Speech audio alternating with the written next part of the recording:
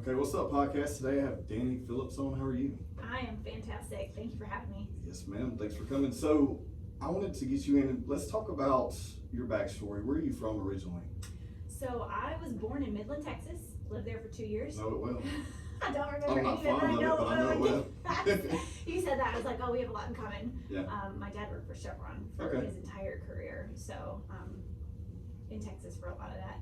But Texas, California for 4 years, and then moved to Mandeville, Louisiana. So spent most of my life growing up in Mandeville, and then went to Auburn University in Alabama for undergrad, and then I actually went into the military for 4 years, and then I ended up in Shreveport. So that was a really fast progression through where I'm from. But yeah, mostly Mandeville.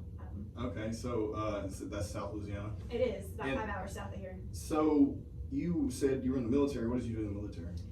I was in the Air Force Office of Special Investigations. Oh. Yeah.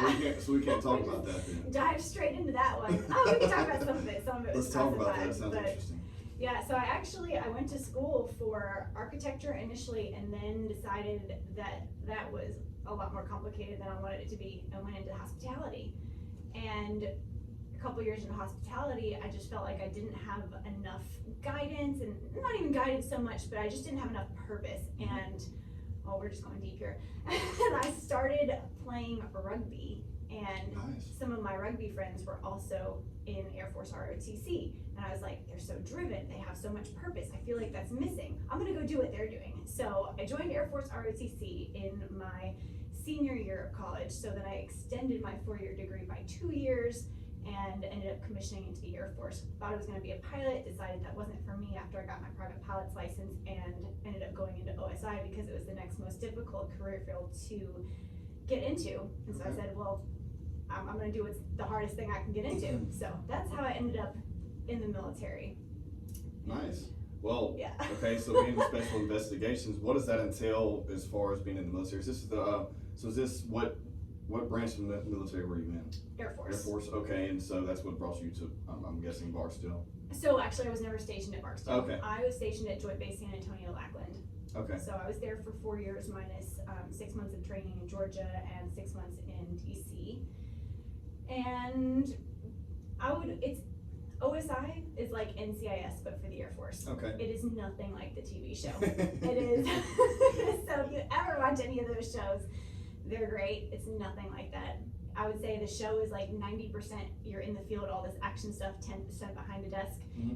In the real world, it's the opposite. It's about 90% behind a desk, 10% actually out in the field doing the things that you see on TV. Okay. And maybe that's different for other agencies, but it's a lot of interviews, a lot of talking to people and getting to know their backstories, and it's a lot of typing up reports. So there's some action here and there, but in San Antonio, there's, it's the gateway to the Air Force, so everybody comes in for basic training right there. Okay. So I did a lot of work with investigations that involve basic trainees and other officers and non-commissioned officers that are in that area. But I tried to transition more into economic crimes and the fraud area. So that was more, I don't even want to say more exciting, but it was just a different avenue, and I felt like in San Antonio there's so much that is, well, even in any investigation, he said, she said, or she said, she said, or he said, he's like, whatever. Right. There's not a lot of documentation when it comes to proving things in certain types of cases, but when it comes to fraud, it's black and white. There's numbers, there's data. Like if something happened, a lot of times you can go back and find that information in a computer somewhere. So I kind of liked that, hey, there's data to back up what I'm looking into. Right, well that makes sense. Yeah. And so I guess when you were doing something like that, I mean, that's a total shift from a pilot to coming in. It totally is. And so, I mean, were you glad you made that change? And 100%. Yeah. I did get my private pilot's license in school, and I will say that it's one of the most expensive things I have done to decide not to do it. I want to say it probably ended up costing about $12,000. Like, whoa. Yeah. So what made you not want to fly? So I didn't love it. Okay. I thought I had a blast. Yeah. But at the end of the day, I didn't want to commit to it for 10 years. if you want to be a pilot, at least at the time, it was a 10-year commitment. Okay. And I just couldn't see myself enjoying it enough to want to do it all day, every day. So it's more like just like it could be cool to be a hobby, but not necessarily as a job. If you have that kind of money to Right, do it, it's an yeah, expensive hobby, exactly, but yeah, yes, exactly. yes. Yeah, I mean, so I did really enjoy it, but I saw the difference between my friends who were getting their private pilot's private pilot's licenses, and they wanted to be pilots for the military. They had a totally different mindset than me, and I just knew like I wasn't giving it my all, and I didn't have the desire and the drive to be that best pilot. I'm not gonna take that away from somebody else who wants it Okay, I desperately. understand that. Yeah, That's so cool. it was a really good time. I loved it. Great experience. I mean, it teaches you just so many things that you would never see otherwise. And my dad flew for the Civil Air Patrol when he was younger, and so it was kind of cool that we had that in common for a while. Yeah. So. Well, so moving from that, then you go into where do you move from there once you get out of you come to North Louisiana? So I met my husband while we were in the military. Both of us are former military. Okay. He was stationed at Barksdale, but I met him at a training in Georgia. Okay. So we did long distance for a couple of years, and surprisingly enough, his family lives in the Dallas area, so we just met most weekends in Dallas for a few years Gotcha. while we were both stationed in separate places.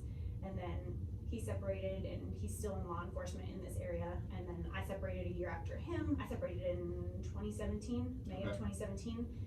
And then we moved up here. Nice. Yeah. Nice. So And that's so, how I ended up back up here. I I never gotcha. thought I would come back to Louisiana, but it's worked out well. well, from that, so what do you so basically now what you're doing is you're a fitness trainer, hmm and you also have a podcast, so Mhm. that's cool. What's the name of your podcast? I have two actually. Okay. The Fitness Empowerment Podcast is my nutrition and fitness and kind of personal health podcast. Okay. But I'm also a big Disney fan, and I found that I was doing a lot of Disney podcast episodes on the Fitness Empowerment Podcast and figured, okay, if I'm doing this many, I should probably separate it. So I also have the Healthy Disney Podcast. Okay. And you also have you have a book? Two books. Okay, Mhm. so let's talk about those a little bit. What are those? Okay, the first one is all about how to travel to Disney and plan your Disney vacation while also eating healthy. So it's specific to Walt Disney World, though you can take a lot of what's in there and apply it to any of the parks in other areas of the country or the world, I guess. I haven't been to parks outside of the US. I would love to go. It's on the bucket list. So that's super specific, but I feel like there's a massive market there. Have you gotten a lot of feedback from that, or have you got a lot of sales? How's that going with that? So the feedback that I've gotten has been awesome. I don't know that I have the marketing background to get it out to the right people well enough. Got you. But Disney's taken such a huge turn Yeah. with their presentation of food and their options. I feel like for such a long time, and even probably still, so many people feel like if you go to Disney, you eat nothing but junk food. And that's not the case. Or if you go to Disney, you can't work out. If you go to Disney, you're gonna come back 10 pounds heavier. Right. That's just not the case anymore. Unless you want it to be. If you're in that mindset, you can absolutely go there and eat crap the whole time you're there. But they have awesome restaurants, they have awesome snacks, and there's a way to track your food while you're there. I've been to Disney while dieting for a bodybuilding show. It is absolutely possible. Do I recommend it for most people? No. It's really hard I bet, yeah. to not indulge in all of those things, but the amount of walking that you have to do Yeah. while you're at Disney and with the parks and everything, you'll easily walk 8 to 10 miles a day. I mean, you'll get 20,000 steps in a day Right. for sure if you want to. I think it's hard not to, honestly. And most of the resorts have workout facilities, so if you are intentional enough, you can have your cake and eat it too, essentially. Well, that's interesting. Yeah, I think that's super specific. And a lot of people are into health and dieting, or they like to think they are, and honestly, that doesn't need to be an excuse to go binge. You just go have a good time. You can still stay on your meal plan, or like you said, if you're getting ready to prep, for a show, Exactly. or just people that are wanting to, maybe they're on some kind of plan at home and they're doing well, keto, whatever. And, Well, what's your other book? So my other book is more recent, actually. It's put it out maybe a month and a half ago. a lot of what I do now is nutrition coaching or consulting, and it's based on tracking your macronutrients, not so much IFYM or if it fits your macros, but more of a flexible dieting approach where you do have macronutrient goals and you should hit them, but there's flexibility in there, and we're focused on mostly whole foods, but some fun stuff in between there. I found that over the past couple of years and just working with a variety of people, most people that I've worked with do not get in enough protein, or that is kind of their biggest struggle with getting in enough protein, but also balancing out the carbs and the fats. So the book is 30 grams of protein per 30 meals. So it's 30, it's basically, it's not a recipe book per se, but it's here's 30 different ideas to get 30 grams of protein in for these meals, but also it's not just protein sources, it's how do we have a simple, easy, balanced meal. I don't do a lot of cooking. Right. I don't have the time, or I'm not prioritizing the time for cooking, so I want fast, easy meal prep things that I can do in 10-15 minutes. I do a lot of meal prep company, I use meals from meal prep companies, so, and that's a lot of people here are busy. They're busy moms, they're busy dads, they're just on the go all the time. They're working 8, 10, 12-hour days. They just don't want to prioritize the time, and I get it, to spend hours, 5 hours a day, 6 hours a day on Sunday meal prepping for the week. Right. So what can we do to make sure that we're still getting in a healthy balance of our macros, but just not taking up the whole day? Well, so let's talk about that then. So how did you get into, let's dive deep here, okay? So when did you think you got into being healthy mindset and body? Because I feel like that a lot of times it gets really drab with people who aren't interested in hearing all the jargon about eating right and exercising. You're probably right. And I feel like that a lot of times people need to hear about the mindset. And because before you get there, you have to make a change, or you're going to have to do it at some point, because that's not going to last long. So where do you think you dove into that mindset to get you to start doing what you're doing now? Great question. And there is a specific point. So I was in San Antonio for 4 years. How old were you? When you got to this mindset, where this story starts, how old were you? 25, 26, somewhere around there, Gotcha. mid-20s. I think I was 2.5 years in. I'm gonna get emotional. Okay, I lost my sister to brain cancer a couple years ago, 2014, and so when she was going through everything that she went through, that was probably kind of one of the initial starts of hey, our whole family's kind of looking into this anti-inflammatory diet, making sure that we're all eating healthy, things like that. So I think that was an initial start. I didn't change a bunch of my habits then, but I was just starting to become a little bit more aware of it. After she passed, you kind of get into a mindset after somebody, close to you passes away, and just nothing else matters. You kind of just go into the drudgery of oh, I don't have time to grieve. I've got to keep working. I've got to pay the bills. I just need to keep going. And so for maybe 3, 4, 5, 6 months, something like that, I just kind of felt like I fell off and lost a path. I was still in the gym working out, but again, nutrition had never been a big thing for me. And I went to a training in New Jersey. Don't go to New Jersey in February if you can help it. Oh my God, I've never been so cold in my whole life. But at this training, I decided I needed to change something, but I didn't have time to add anything new into what I had going on. I was going to the gym maybe 2-3 times a week. And I was like, well, maybe I'll just try to do this training thing a little bit better, work this a little bit harder. My husband, we were dating at the time, he had trained for a bodybuilding show, but had never actually competed. He kind of gave me that idea. He's like, well, why don't you try to do a bodybuilding show? Yeah. And so I was like, that sounds good. I'm already working out. I'll just hire somebody when I get back to San Antonio after this training, and I'll just do that. I also thought this was only going to take 3 months. So wrong. This is a year-long journey. But on that drive back from New Jersey, I Googled and I found a trainer in San Antonio. I said, hey, I want to do a show. Can I come and meet you this week? Met with her a couple of days after I got back and showed her some pictures of people. I was like, oh, these are the bodybuilders I know of. Let me try to do this. What do you think? Am I in good enough shape to do this? And she was like, well, it's not going to take 3 months. Let's plan for about 9 months. And but that was the start of the bodybuilding journey. That first trainer, that was my first time I ever dieted, ever learned. I was on a meal plan at that point. So the first time I ever kind of had structure to what I ate. I always kind of knew I should eat protein, I should eat carbs, I'm an athlete, like I need food. So eating wasn't the problem, it was eating the right amounts of food at the right times to develop the right physique. Not just get the energy, but really look at the physique goals, because when you're on a bodybuilding stage, there's not much covering anything up. Nope, you gotta get really comfortable with being just about naked up there and in heels. So that was my introduction to just learning more about nutrition. At the time, it was like, follow the meal plan. It changes every 3 to 4 weeks, and you'll see progress as we keep progressing with the workouts. And I would notice that over time, I would get a little bit less food, or a little bit less carbs, and maybe a little bit more of the fibrous or cruciferous vegetables, you know. But I also didn't think I could stick to that for very long. This is gonna sound so strange, I don't like seafood.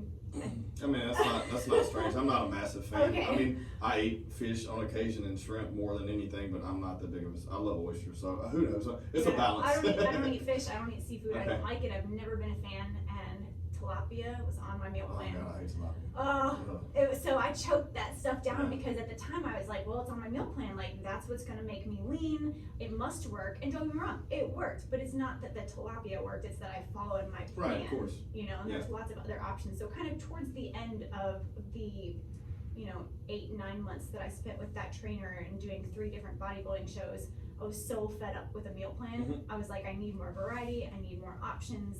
And that gym, while I learned a ton there, I had a lot of cardio to do, so I was watching a lot of YouTube videos, and in those YouTube videos I kept seeing flexible dieting and macronutrients, and how can I, interchange different things and eat different foods every day but still meet my goals.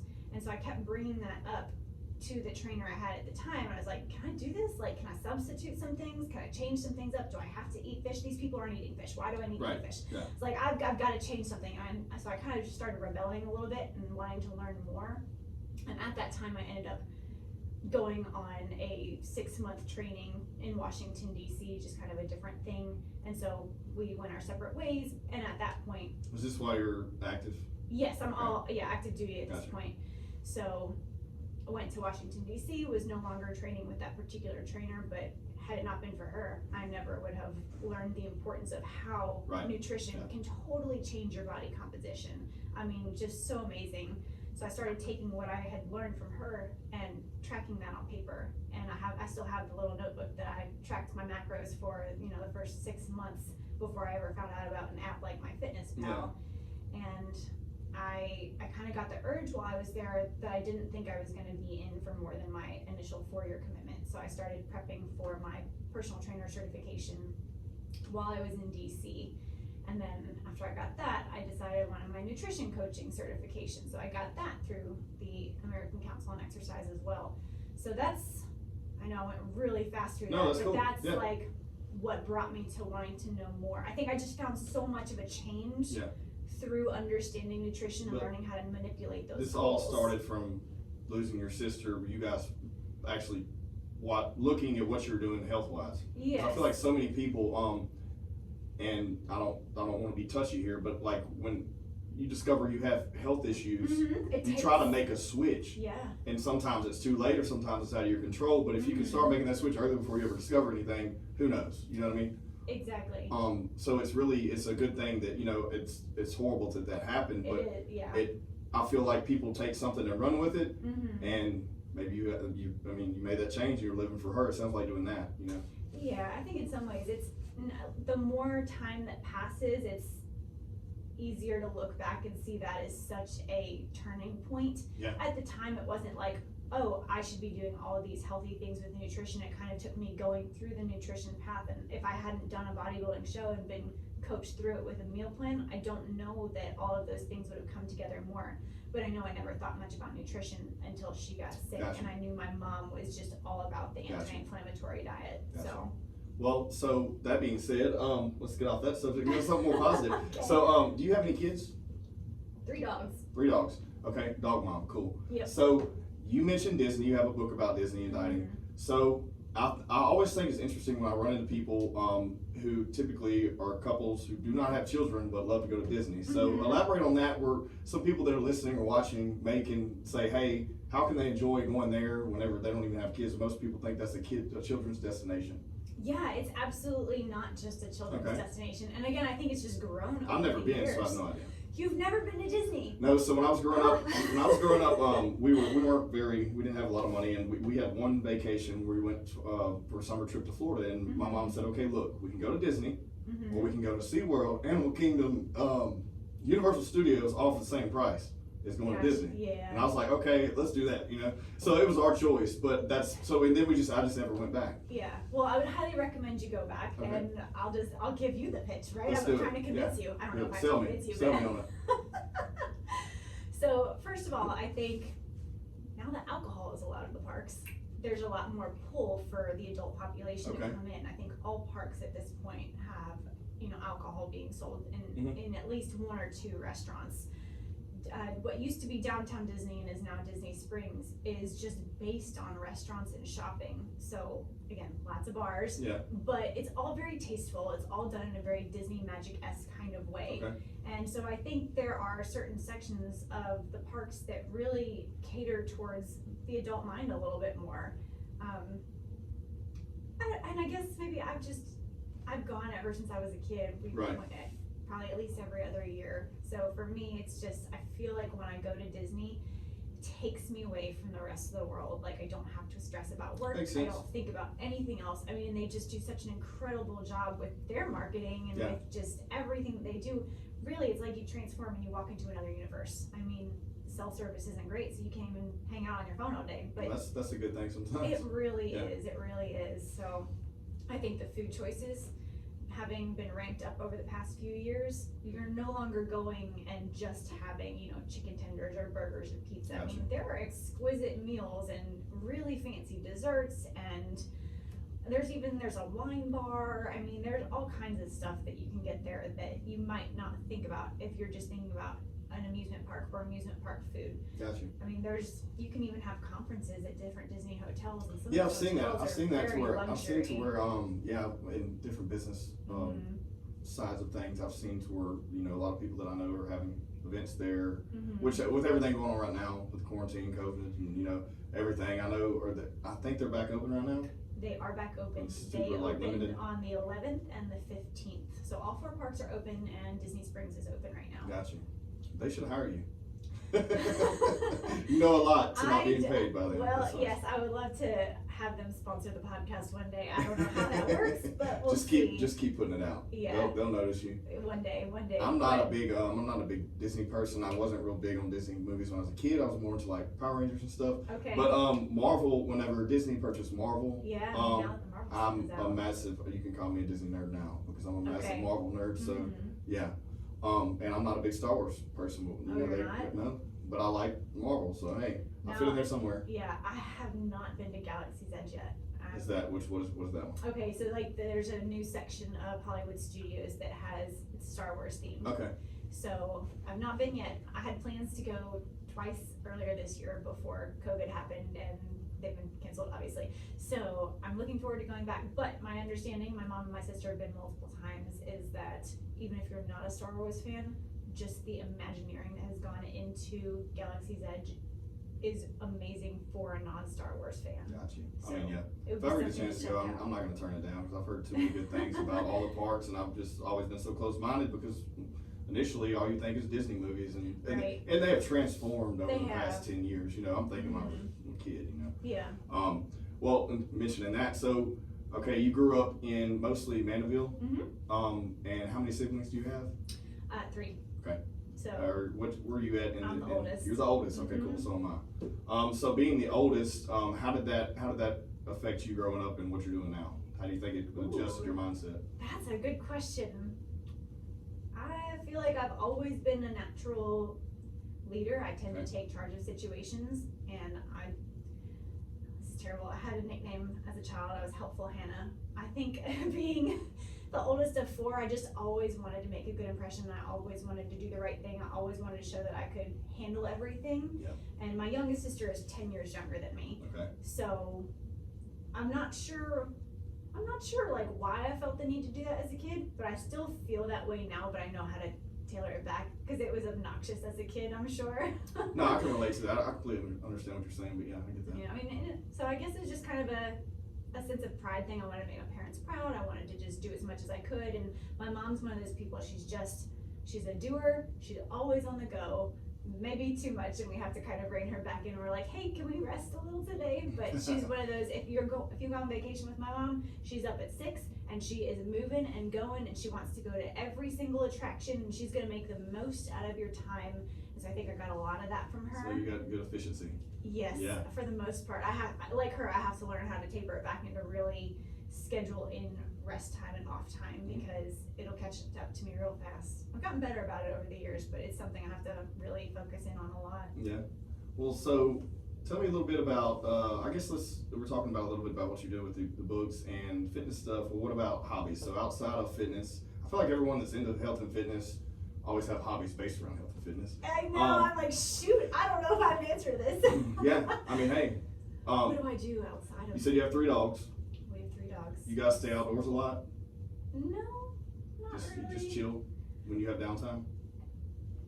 Watch a lot of movies Gotcha. if we have downtime. Gotcha. I like to read. I Okay. really enjoy reading. So I have the Kindle app on my phone and I try to read every night, 30 minutes to an hour. I respect people that read. I can't. I try to read and I fall asleep. I just can't do it.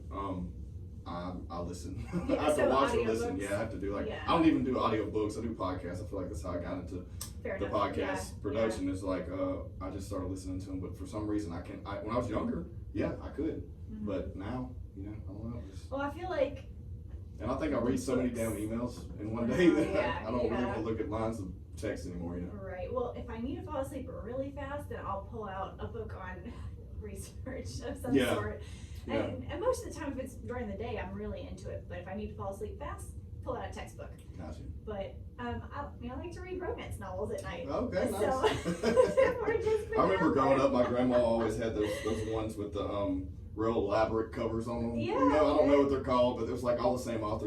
Just I don't know. Jane Austen. Probably. I Yeah, don't cheesy know. romance novels. Yeah. So yeah, that's Nice. that's what I like to read at night. It's just, I need something that cuts me off from everything else Yeah. that I've been doing all day. I just need a total 180. So I like to do that, but it's part of my nighttime routine, which is again part of like the taking a step back and working on being calm.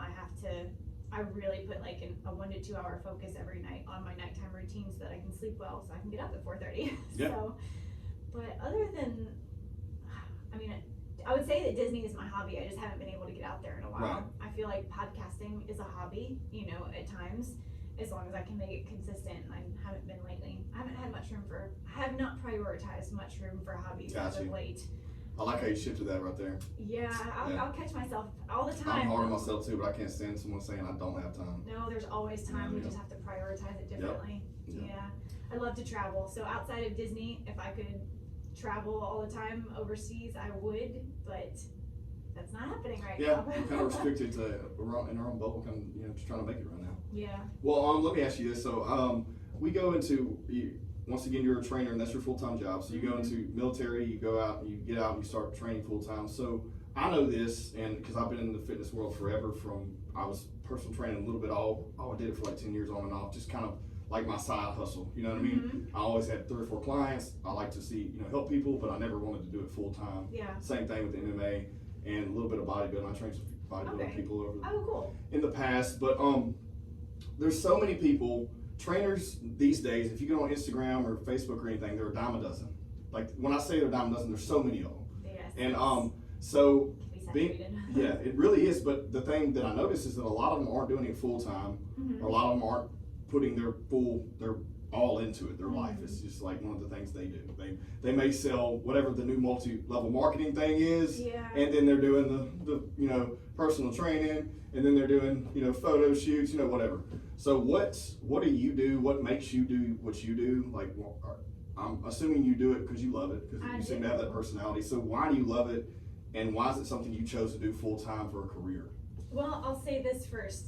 It's taken me 3 years to get it to be full time. Gotcha. I mean, I saw the YouTubers doing it, and I was like, oh, people can do this online and coach online and make like millions? Yep. Oh, it doesn't work that way. No, it doesn't. It's a lot of Maybe work. it does for some people. I don't think it Shoot, does for anyone. They just make it look easy. Yeah, it definitely has not been that case. When I came to Louisiana, I thought I was just gonna train people online and coach online. And it just happened to be that the gym I was training in, the owner came up to me and said, hey, you look super fit. Like, are you a trainer? Would you consider training here? And that's kind of how it all started. Nice. But it really has, it's taken a couple different gyms and meeting the right people and finding the right fit of the gym with my style of training for it to finally become full-time. Okay. So I've done a lot of side hustles. No, there's nothing wrong with that. Like, there's nothing wrong with that. Yeah, I guess the ones that, I didn't want to strike a nerve there. I guess what I was saying was is that there's people that do it and never put their all into it. Yeah. And if you're doing it full-time, that means that you're actually doing well and you're successful at it, so that's a good thing. Yeah, and I mean, I feel so grateful that now, like, I would say that probably since February, March, I've been able to get it full-time. That's awesome. Yeah, unbelievable. But 3 years ago, I would have told you, oh yeah, I'm gonna do it full-time. I didn't think it was gonna take me 3 years to get here. I mean, it's patience. Everyone wants that. I mean, well, I say everyone, but people think that they can do it tomorrow, and it's just, we know that. You know what I mean? Yeah. If you're looking for that quick fix, it's not gonna be, it's not gonna be satisfying. Yeah. Satisfying. Yeah. But why do I do it? Why do I love it? There's something so satisfying about a client come in and say, I haven't felt this skinny since my first child, or I haven't felt this energized because I actually get to eat food on your nutrition plan. I haven't felt like I was dieting and I can actually live and breathe and I have more energy. There's something so satisfying about hearing that type of feedback from people that it gives you the warm fuzzy and you're like, really yes, does. this is why I do it. Yeah. So to help somebody get stronger, to just move better during their day and just function more optimally, it's the things that they don't even necessarily come in. A lot of people come in, they're like, I want to lose 8 pounds, I want to lose 10 pounds, or whatever the number might be. And it's a mindset shift, and once they recognize all the things behind the scenes that they need to do to reach that goal, like they seem so much happier with their lives. Yeah. Well, and so when you say mindset shift, and that's really what I want to talk about, because you can talk about lifting weights all day long with this exercise and that diet, but I think the most important thing is the mindset. I just that's my opinion. Sure. Who knows? If you want to argue with me, that's cool, but No. not you. I mean anyone who's listening. So when you say that, I guess what is your strategy, or what have you seen working with people since you've been doing it for a few years now, working with people and seeing that shift in mindset? How can you explain that to people, like when they know it's happening? Well, I think one of the things I have done well and has at the same time been one of my biggest struggles has been managing expectations for clients. Yeah.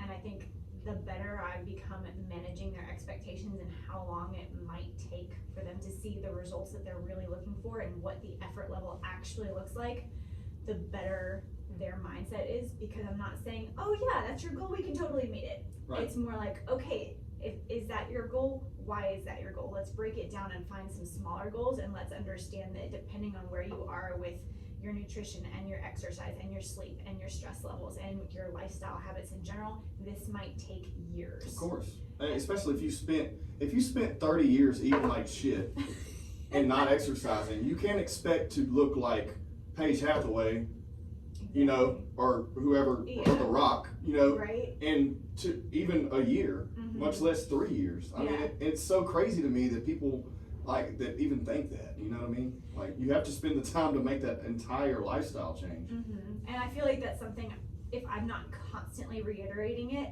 it doesn't always sink in. But I get it, because I didn't understand that either. When I went to that first trainer, right.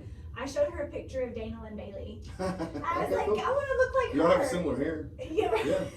We didn't at the time. It was halfway down my back. But yeah, I thought that I could look like her in 3 months, not recognizing that she probably that's 5 had. or 6 years, Yeah, exactly. To build all Years that and muscle. years of training behind that. And so I didn't understand kind of that muscle maturity and the years and the hours a day that goes into that. So I think being able to give people, again, now that I've had 3 years, I've had kind of testimonies that not that those clients are putting that information out there, but I have the data to explain to new people coming in, like, hey, this is the research I've read, and this is something I've seen with past clients, and I can give them, hey, I've seen this happen, seen this happen.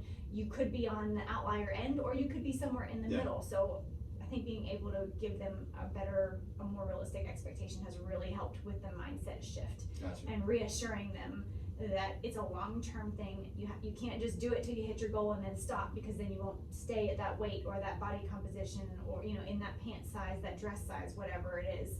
So I think it's a continuous habit, and trying to give them, like, teach them along the way, not just tell them what to do, but give them the background knowledge. This is why we do this. You see how your shoulder is moving this way, we're trying to see, you know, your scapula move around your rib cage. Not to, like, I try to find the balance between being too sciencey and too nerded out with research, but also giving them something so that they get the why. Because like you said in the beginning, people want to know the story behind why you did something in the first place. Of course. Yeah, no, and I think that, you know, like, setting expectations, being transparent throughout the whole journey, you know, it's going to make it a lot easier. And that's anything in life, you know what I mean? Yeah. But not only that, like, people like making I always told when I've probably trained 20 people over the past 12 or 13 years. And it's never been like I said, it was kind of my hobby. Mm-hmm. But I really put a lot of time into those because I knew I could never do it full time, because I knew I wouldn't have enough time in the day to give each person the attention I wanted to. Sure. So I always only had 2 or 3. Yeah. You know, but what I always told them was, I don't want you to pay me forever. I want to change your lifestyle, make a shift, and then you go. So I want to educate you the entire process of doing this, about what this exercise does, why we're doing this, what muscle group we're working, what that helps. And so in doing that, one day you can be free and go do your own thing. We made an entire lifestyle shift, not diet and exercise, and you know what you're doing, because a lot of people just go to a trainer. There's a lot of trainers out there, I know it, that just say, we're doing this today, boom, boom, boom, and then you leave. You know, in 30-minute sessions. They have no idea what they did. They just say, oh, you worked out today? Yeah, I worked out with my trainer. What y'all do? I don't know. Yeah. You know what I mean? I feel like there's a lot of people like that. There are. And I don't like that. For me, I don't like that, because basically you're just going through the motions. You're probably burning off all that wine you drank the night before. You know what I mean? Or the cheeseburger you ate at lunch. And you're never learning anything. You're not building a healthy lifestyle shift.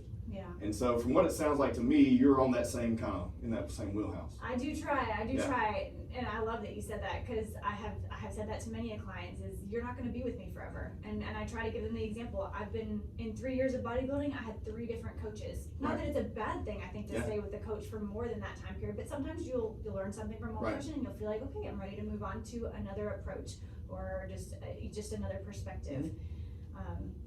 But there are clients out there that I have got a few of them, and I love them dearly. They've been with me for a few years, but they come in, they hate working out. They're like, I'm just here because I know you're going to hold me accountable to showing up, but they don't want to learn, and that's fine. Okay, and that's okay as too. long as they know it. That's fine. If you're, that's okay. But I feel like there's a lot of people out there that don't even know they want to learn. They've never been given the opportunity because they're just running through the motions. Yeah. And there's some that don't. That's cool. You know. But I just always had experience in trying to change someone's, you know, entire psyche, and it's really hard to do. And saying, shut up, get up, you know what I mean? Quit crying. It's really hard to do. You know, it's like people were like, I don't know if I can eat this chicken rice today. I was like, yeah, but you know how good you felt when you looked in the mirror this morning? Yeah. Versus last week or the week before, when you're down 7 pounds. Yeah. We've lost 50 pounds now. It's taken us 6 months, but we've done it right, step by step. I'm not making you eat green beans and chicken all day, every day. Yeah. You know, I always noticed, because the way I shifted into being able to cut weight for fights and stuff and changing my diet, I do like to drink. I still drink on occasion. Sure. I'm never going to give that up, I don't think. I do a lot less than I used to. Yeah. But that's like my cheat meal, I guess. You know, I try to eat good all the time, and then if I have a drink, I'm like, okay, that's my cheat meal. But I always tell people, like, take out one thing at a time. Yeah. Take out fried food. It's really hard. Take out, you know, soft drinks like Coke. Yeah. You know, or pop or soda or whatever you call it, wherever you're at listening. You know, take that out, and then, you know, one thing at a time. That way you don't get demotivated. Because I noticed that so many people get so demotivated. You know, they're great 2 or 3 weeks in because they lose that weight and they plateau because their body's starting to adjust. Yep. And they get demotivated and they start binging on, you know, whatever, M&Ms or whatever. Yeah. And it just throws it all off again. Oh, I totally agree. And I that's part of like my managing expectations. I do find that there's a lot of females that they want the weight loss, like that, they're honed in on the number on the number scale. doesn't mean anything. And it takes a It takes long time to hit the number. And Mhm. so I try to say, hey, you're gonna have an energy balance shift first. Like, we're gonna focus on your energy, we're gonna focus on your strength, and like, a lot of people come in and they're like eating 1,200 calories a day. Yeah. They want to diet. I'm like, we're not dieting. No, you don't need to. I have nothing to cut from the diet. No, Nothing. you don't need to. You just need to. I mean, and that's another thing. Like, if you've never worked out in your life, you start working out and you start building muscle, it's going to be harder for that weight to drop off. Oh, yeah. Looking at the scale is horrible. That's why I do progress pictures. Yeah, of course, that's great for everyone. And I think when people really start doing that, and they look at them every single week, and they can strategically pick out, okay, I've lost an inch in my thighs, my belly fat's dwindled a little bit, you know what I mean? I can see my top 2 abs this month, that makes it a lot more motivating for people, I think, It does, and it's really hard sometimes to get people to take that first or second set of pictures. Yeah. And I'm like, hey, I'll take the pictures. You don't have to ever see them until you're ready. Right. And then when you see the comparison pictures, that's a good idea. That's a good idea, because I especially if you're working with remote clients, they have to take them and send them to you. And it's like, being a guy was always weird for me when I worked with females, because I don't want to come out. I'm like, don't try to get naked. I don't want to see. Do what you're comfortable doing. Yeah. Get me that, and then let's check it every week or 2 weeks or however the plan's laid out. And then you're going to start feeling confident. And I hate to razz on people people that start showing skin, and even if it's on social media or whatever, sometimes it's not because they want attention. Sometimes it's just because maybe they're feeling confident. Who knows? But I feel like whenever they make that body shift and that mindset shift, and they start feeling good about themselves, then you can unlock everything. Definitely. And I think a lot of what I've done more recently, probably in the past 6 months, I've focused a lot more on functional movement training and really relating to each client. Hey, we're doing this because I want you to think about doing this action in your real life. For example, like a suitcase carry with a kettlebell. Nice. Okay. I relate it to carrying groceries. Like if we can carry a 25 or a 30 pound kettlebell and keep our core tight and our shoulders balanced while we're walking, down the aisle, then when you pick up that gallon jug of milk and you have 4 more bags on your elbow, you're going to be a lot better off as far as functioning throughout your day. So I try to relate it back to things that they can think about. That's an interesting approach. I never thought about it like this. Cool. Nice. Yeah, because basically, they can say, okay, this is why I'm doing this.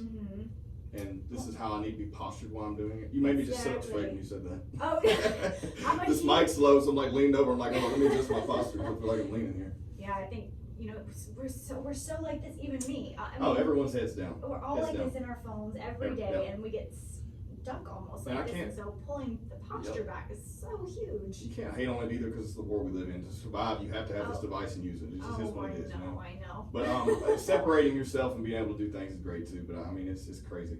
Yeah. Well, we got a little bit of time left. I'm going to give you something, so I always like to give my guests gifts. Oh, okay. Cool. This is the first time we've ever met, so I don't know a lot about you, but I looked at your social media a little bit. Yeah. And I realized that you like coffee. Okay? Oh, I do. So I have some friends that have a coffee shop here. Oh, do you? And I'm not going to give them too hard of a plug, but I'm sure they'll listen or watch. But basically, their shop, I don't know if you've been there yet.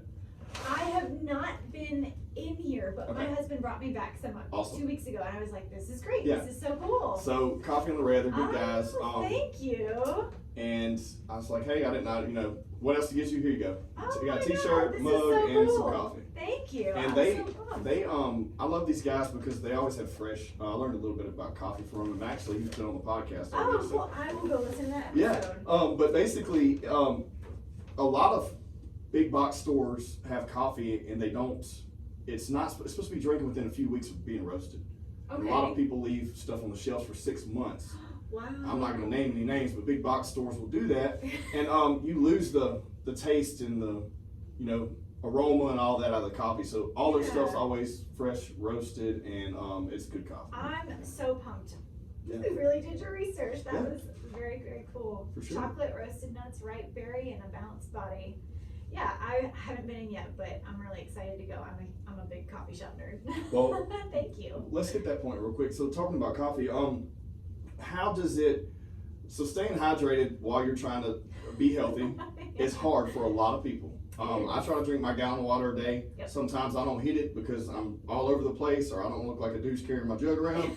But I try to drink my water every day. And a lot of people do not hydrate enough, but they love stimulants like caffeine and drinking coffee, drinking tea, drinking these things, but they're not hydrating enough. So what's your take on that? Well, I think you're right. I think most people don't get enough water, and so if I was working with a client trying to get them to drink more, I would start with, where are you now? Let's start tracking what's your current intake, and let's try to find a way to slowly increase it from there. I've worked with people who are like, oh, I drink like a bottle of water a day. I'm like, okay, we got a lot of work to do. Hey, so I'll use a lot of people like that. A lot of people listening and watching are like that. You know that. Yeah. So I'm talking about the people out there. Y'all know what I'm talking about. But I started. It was like 2 bottles a day, and I had acute kidney failure because I was doing high protein, low carb, wasn't drinking enough water, and that's what made me be the douchebag here in my jug around now. But I definitely can relate to that, and people just don't hydrate. I start off by giving people small goals. So if you are used to drinking a bottle a day, we're not going to go to a gallon. That's not going to work for you. You're going to fail 2 days and never do it again, and I'm not going to hear from you. So I'll have them set a cup of water in their fridge or on their nightstand, like before they go to bed. Okay. And so we want to start implementing a habit, like putting things in their way so that they see the water more frequently and are reminded that water is around more frequently. So little things like that, put a 4 ounce or an 8 ounce cup of water into 2 or 3 different places where you're going to see it throughout the day. Buy a case of water and just have it in the car. You may not drink it within a week or 2, but it's going to sit there and you're going to see it every day, and it's going to constantly be a reminder for you. So putting things in place to just constantly be in your path, eventually you're going to be like, oh, that water's there, I should probably drink it. You're going to grab that water, you're going to put it in your purse, you're going to put it in your backpack, whatever the case might be. But I'll give them small goals like that. I'll have them set alarms on their phone, 3 times a day to remind them, because you're making me thirsty. so water, yeah. So I try to start with little things like that, and like you said, it's one thing at a time. So if water is the one focus for the week, then that's the only goal I give them. If we can accomplish that one goal, then we'll add in another one, or we'll increase it. But it's got to be something that's reasonable and attainable for that person. So it's very individualized. Okay, because But I would never ask them to cut out coffee. Honestly, I love coffee, but over the years I have gotten to where I don't drink a lot of it anymore. I like the taste of it, I love the smell of it, but for some reason I went to things like this that are low calorie and don't have a bunch of sugar and stuff in them. Yeah. Like Rain or Bang or whatever. Yeah. I don't drink a lot of Bang because it has a lot of creatine in it. But I just I'm so hot all the time. You can't handle that much? Not at once. I'll sip on a Bang. I can sip on this for an hour and it's great, but I'm probably over the course of this show I kind of tear up and down because of this. Yeah, it's like, but I like cold because I'm hot all the time. Coffee makes me really hot, even if it's a cold brew. It still heats me up for some reason, and these chilled energy drinks don't do as bad. But fair enough. Yeah. Well, before we end this thing, what are some advice you may have? What's some advice you may have for people, or any kind of phrases you like to live by, or anything positive? I want to end this thing on a good note. It's like asking your favorite quote, and of course I think about this all the time because I hear this question What's on the podcasts. Okay, all right. Let's change this up. What's the thing that aggravates you the most in life? Oh, that's really deep. Yeah. Oh my. Let's do it. Oof. Like, gets just to the bone, aggravates you in like way, maybe it's actions, maybe it's things that happen. Oh my gosh, this is a really good question, but I feel like we could dive into a whole other podcast. Oh, we're gonna keep it short and sweet. We may have a podcast later about it. Okay. Oh my gosh, I'm trying to think of, like, there's small things and there's big things. I'm trying to think of things that have frustrated me. Well, I'll tell you what frustrates me. Okay, I'll tell you what aggravates the hell out of me. It's people that and it's not, I'm not attacking anybody, but what we said earlier, when people constantly prioritize something so small over something that's much more important by saying I don't have time to do it. Okay. Whether it be doing something extracurricular, or I just tripped up on that word for some reason, or doing something whether it be health and fitness. I don't care if you don't want to work out, cool, change your eating habits, you know what I mean? Or not drinking alcohol every single day of their life, or weaning off that medicine that they probably shouldn't be taking. Yeah. But it's like, putting things that small changes into something that where they basically, I guess, not so much a time thing, more of excuses. Yeah. I can't stand excuses. Okay, so you talking through that, some things came to mind. Accountability, like people taking Accountability is the number one thing taking accountability for their actions. If we had that, this is why when people complain about social media or anything like that, they're like, social media is so bad. Dude, social media is just a funnel. It's still people, it's still human behavior. They're gonna act that way whether they have that phone in their hand or you can't see them. Mm-hmm. The reason people do so many things like that is because there's no accountability. Where they talk shit like in a comment because nobody can do anything to them, but they would never do that in person. Right. But accountability, that's like, I swear I fit it into episodes all the time because I'm just like, dude, that pushes my buttons. Accountability is everything. Yeah, I mean, accountability, like integrity, but then also recognizing that we're human. And so if we do something wrong, give yourself some grace, own up to it, and like move forward. I think a lot of people get stuck and they don't know how to move forward. Call yourself out on your bullshit. Don't be sorry for yourself. Yeah. You know, people are so hung up on being sorry for themselves. Guess what? No one cares about you. At the end of the day, they don't. They do, but they don't. You know what I mean? You have loved ones, whatever, but the people out there that you are always worried about judging you, they don't care. No, they have their own themselves. problems. Yeah. They have their own problems. They're worried about, you know, it's like, it's just crazy how it happens, you know? Yeah, it's something that came to mind when you were talking through before. Something that really frustrates me. Yeah. When shopping carts are left in the middle of the parking lot. Oh my God. I've always been that person. I agree. That's just laziness. I've always been that person that, oh, I didn't have time. I'm in a hurry to go somewhere, you know, or whatever someone's mental excuse is when they're, I feel like everyone deep to their core knows when they're leaving. This is so funny to even be talking about. They leave that buggy. They leave that buggy sitting there. But you know they feel some type of way inside, like, I shouldn't be doing this. Those kids pushing those buggies inside, it's hard enough pushing that many at one time, not having to run around the parking lot. But not only that, dude, like. Well, think about if it was your vehicle that cart just ended up accidentally hitting. Yeah. You would be so mad. Of course. Like, don't do that to somebody else. Put your cart up. Yeah, I can definitely say maybe a handful of times in my life I may have left a cart in a spot or something when it was across the way, you know, but very seldom. I'm a stickler for that. Yeah, I try to, if I'm parked and I see one, I'll try to bring it in with me. Oh, I don't go that hard. I try. That's cool. But I did think of one of my favorite quotes. Sure. So there's a rugby movie, and while they're running stadiums after a game that they didn't win, the coach yells out, "Practice doesn't make perfect, practice makes permanence." So the actions that you take in daily life, whether they're good or bad, like, they're going to be permanent if you keep doing them. Yeah. So I think about that all the time. That's cool. That's a good one. Never heard that one. Well, so let's give you some plugs real quick. So how do they find either podcast and either book you have out? Let's do the book and the podcast on each side. Okay. So the Fitness Empowerment Podcast, you can search Fitness Empowerment. It is available on probably just about every podcast outlet that you can find. So it's on Apple Music and Apple Podcasts and Google Play, Pocket Casts, all that jazz. Gotcha. Really the easiest place to find everything would be at DanyePhillips.com. It's all everything's there. Somewhere there. So if they're interested in going to Disney and they want to know a little bit about health and fitness, they get it all right there. Yep, there's a podcast tab and the book is up there. The second book is not up there, but both books are available on Amazon. Awesome. So, it was good having you today. Thank you so much. This has been a blast. It's been my first podcast in a while. And an in-person one at that. So I know I'm just glad to be back in person. This is getting some real interaction. It's fun because, you know, we're going to keep doing Zoom ones, but I want to do some more of these too. So yeah. Well, thanks everyone, and please subscribe to the podcast. Thanks again for coming on. Absolutely. Thank you for having me.